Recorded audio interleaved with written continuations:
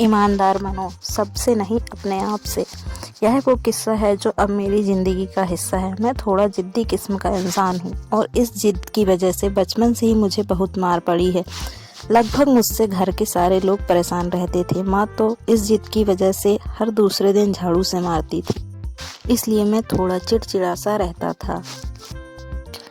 लेकिन इन सब रंजिशों के बीच एक शख्स मेरे साथ चुपचाप खड़ा रहता था। वह थे मेरे पापा। हाथ उठाना तो दूर की बात है, मुझे तो याद भी नहीं है कि आखिरी बार उन्होंने मुझसे ऊंची आवाज़ में बात कब की थी। हूबहू मेरी तरह दिखते थे वो, क्योंकि पापा हमेशा कहते थे जितना मैं उनसे सीखता हूँ उतना वह मुझसे सीखते हैं।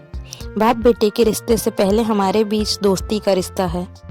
जैसे दोस्त एक दूसरे के बिना कुछ कहे आंखों ही आंखों में एक दूसरे का हाल समझ लेते हैं, बिल्कुल वैसा ही हमारा रिश्ता भी है। पापा मुझसे कभी किसी चीज़ के लिए मना नहीं करते। जब मैं उनसे कहीं जाने को कहता हूँ या फिर कुछ करने को पूछता हूँ तो वह सिर्फ एक बात बोलते हैं कि बेटा अगर तुम्हें गलत नहीं लग रहा है तो करो। यह शब्द सुनने के बाद मुझे ना जाने खुद ब खुद सही और गलत का अंतर समझ आ जाता है। यह बात उस समय की है जब मैं क्लास 5th में पढ़ता था। ठीक 1 तारीख को पापा की तनख्वाह आती थी और महीने के पहले रविवार की शाम पापा और मैं महीने भर का राशन लेने के लिए एक साथ जाते थे। मुझे आज भी याद है, एक पुरानी सी साइकिल के हैंडल पर 2 थैले बांधकर महीने भर की खुशियाँ लेकर आते थे। एक बार उस रोज हम राशन लेकर घर वापस आ रहे थे तो पापा की नज़र थैले के ऊपर रखी हुई एक बिम बार की बड़ी टिकिया पर गई। पापा ने मुझे रुकने के लिए कहा और हिसाब वाला खाता मांगा। उन्होंने कुछ देर हिसाब वाले खाते में जांच पड़ताल की और बोले, यार इसने तो छोटी टिकिया के दाम जोड़कर बड़ी टिकिया दे दी। चलो कोई बात नहीं, तुम यहाँ कुछ देर इंतजार करो, मैं इसे वापस करके आता हूँ।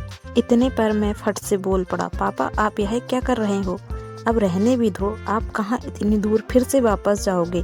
तो पापा एक पल को रुके, जरा सा मुस्कुराए और फिर टिकिया को हाथ में लेकर बोले, बेटा यह मुझे गलत लग रहा है तो मैं ये नहीं करूँगा। पापा वापस दुकानदार के पास चले गए। मैं कुछ देर वहाँ उनका इंतजार करता रहा। कुछ 5-10 मिनट बाद वह बड़ी टिकिया को बदलाकर एक छोटी सी टिकिया लेकर वापस आए और हम घर की ओर चलने लगे।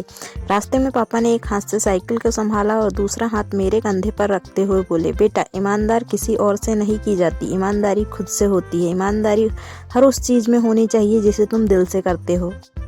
तब जाकर यह समझ में आया कि ईमानदार सिर्फ पैसों की मोहताज नहीं होती। उस दिन से मैं बस्ता उठाए हर दिन इस उम्मीद से घर से निकलता हूँ कि अगर किसी दिन जिद छोड़ देता हूँ या ज़िंदगी में किसी मोड़ पर पहुँचकर थक हार कर बैठ जाता हूँ तो इस बात की राहत हमेशा रहेगी कि बड़ी ईमानदारी से सपने देखे थे और उन्हें पूरा करने की कोशिश भी की थी।